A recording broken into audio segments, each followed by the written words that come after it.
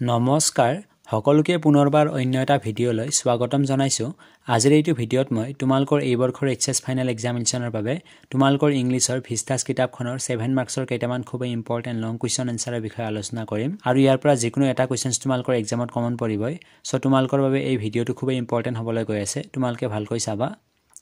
প্ৰথমতে মই তোমালোকক জনাই দিও যে তোমালোকৰ ভিস্তাস কিতাপখনৰ অলৰেডি 2 মাৰ্কছৰ সকলোবিলাক ইম্পৰ্টেন্ট কুৱেশ্যন এনসাৰৰ বিষয়ে মই আলোচনা কৰিছো। এইবোৰ ভিডিঅ'ৰ লিংক এইটো ভিডিঅ'ৰ ডেসক্ৰিপচন বক্সত বা কমেন্ট বক্সত দিয়া থাকিব। প্ৰথমতে তোমালোকে সেইবোৰ ভিডিঅ' চাই লবা, তাৰ পিছত এইটো ভিডিঅ' চাবা। ইয়াতে প্ৰথম কুৱেশ্যনটো দিয়া আছে, অৰ্থাৎ কুৱেশ্যন নম্বৰ 1 টো হৈছে describe how doctor Sadao treat and nurse the wounded soldier. এই কুৱেশ্যনটো খুব ইম্পৰ্টেন্ট হয় এই বৰ্ষৰ এক্সামৰ বাবে। ইয়াতে কৈছে যে ডক্টৰ সাদোৱে আঘাতপ্ৰাপ্ত সৈনিকজনক চিকিৎসা আৰু চোৱাচিতা কেনেকৈ কৰিছিল। সো ইয়াৰ এনসাৰটো তোমালোকক ধুনীয়াকৈ দি দিছো। মই এনসাৰসমূহ পঢ়ি নাযাওঁ, যিহেতু এনসাৰসমূহ পঢ়ি গ'লে ভিডিঅ'বোৰ বহু বেছি লং হৈ যাব। সো তোমালোকক মই ইয়াৰ PDF ফাইলসমূহ টেলিগ্ৰাম চেনেলত শ্বেয়াৰ কৰি দিম। তাত পাছৱৰ্ড এটা সেট কৰা থাকিব। সো পাছৱৰ্ডটো মই ভিডিঅ'ৰ মাজত কৈ দিম। তোমালোকে ইয়াতে পাছৱৰ্ডটো চাই তাত গৈ তোমালোকে টাইপ কৰিলে PDF ফাইলটো ওপেন হৈ যাব। সো এতিয়া কুৱেশ্যন নম্বৰ 2 টো লৈ draw a character sketch of the tiger king in your own words. So এই কুৱেশ্যনটো ভেৰি ইম্পৰ্টেন্ট হয় আৰু এই বৰ্ষৰ এক্সামত অহাৰ খুবেই চান্স আছে। ইয়াতে কৈছে যে তোমাৰ নিজৰ শব্দত বাঘৰ ৰজা অৰ্থাৎ দা টাইগাৰ কিঙৰ চৰিত্ৰৰ স্কেচ আঁকিব দিছে। সো ইয়াৰে এনসাৰটো মই ইয়াতে তোমালোকক ধুনীয়াকৈ দি থৈছো, এইটো তোমালোকে PDF ফাইলত পাই যাবা। এতিয়া কুৱেশ্যন নম্বৰ 3 টো লৈ describe the experience Bama had on her way back home which made her feel sad. So এই কুৱেশ্যনটো খুব ইম্পৰ্টেন্ট হয়। ইয়াতে কৈছে যে ঘৰলৈ উভতি যাওঁতে বামাৰ অভিজ্ঞতা বৰ্ণনা কৰা যিয়ে তাইক দুখী কৰি তুলিছিল। সো এতিয়া কুৱেশ্যন নম্বৰ 4 টো লৈ The astrologer's prediction about death of the Tiger King come to be true. Do you agree with this statement? Explain why or why not. So এই কুৱেশ্যনটো খুব ইম্পৰ্টেন্ট হয়। ইয়াতে কৈছে যে টাইগাৰ কিঙৰ মৃত্যু সম্পৰ্কে জ্যোতিষীৰ ভৱিষ্যতবাণী সঁচা হ'ল। তুমি এই বিবৃতিৰ সৈতে সন্মতনে? যদি সন্মত কিয় বা যদি কিয় নহয় বৰ্ণনা কৰা।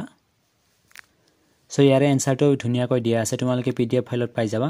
এতিয়া কুৱেশ্যন নম্বৰ 5 টো লৈ What impression do you from of Mr. Lambo? How does he look at life? or নাইবা কুৱেশ্যনটো এই ধৰণে সুধিব পাৰে যে দা ক্যাৰেক্টাৰ অফ মিস্টাৰ লেম্বো। এই দুয়োটা কুৱেশ্যনছ একেই হয়। সো এক্সামত এই দুয়োটা কুৱেশ্যনৰ যিকোনো এটা আহিলে তোমালোকে এনসাৰটো এইটোৱে লিখিবা। ইয়াতে কৈছে যে মিস্টাৰ লেম্বৰ বিষয়ে তোমাৰ কি ধাৰণা, তেওঁ জীৱনক কেনেদৰে চায়, নাইবা মিস্টাৰ লেম্বৰ চৰিত্ৰৰ বিষয়ে লিখা। সো ইয়াৰে এনসাৰটোও দিয়া আছে, তোমালোকে PDF ফাইলত পাই যাবা এনসাৰটো। এতিয়া কুৱেশ্যন নম্বৰ 6 টো লৈ Give an account of the various food items prepared and eaten during the festival of Magh Bihu. Question number 6 টোত কৈছে যে মাঘ বিহু উৎসৱৰ সময়ত প্ৰস্তুত কৰা আৰু খোৱা বিভিন্ন খাদ্য সামগ্ৰীৰ বিৱৰণ দিয়া, অৰ্থাৎ মাঘ বিহুৰ সময়ত আমি যিবিলাক খাদ্য সামগ্ৰী বনাওঁ বা খাওঁ সেইবোৰৰ বিষয়ে ইয়াতে লিখিব দিছে। সো এই কুৱেশ্যনটোৰ এনসাৰ দিয়া আছে, তোমালোকে এইটো PDF ফাইলত পাই যাবা। সো এতিয়া কুৱেশ্যন নম্বৰ 7 টো লৈ Though both Mr. Lambo and Derry suffer from physical disability, their attributes of life are different. Justify the relevance of this statement with reference to the story of On the Face of It. Question number 7 টোত কৈছে যে যদিও mister Lambo আৰু dairy দুয়ো শাৰীৰিক অক্ষমতাত ভুগি আছে, তথাপিও জীৱনৰ প্ৰতি তেওঁলোকৰ গুণ বেলেগ বেলেগ। On the face of it কাহিনীৰ সন্দৰ্ভত এই মন্তব্যৰ প্ৰাসংগিকতা ন্যায়সংগত কৰা।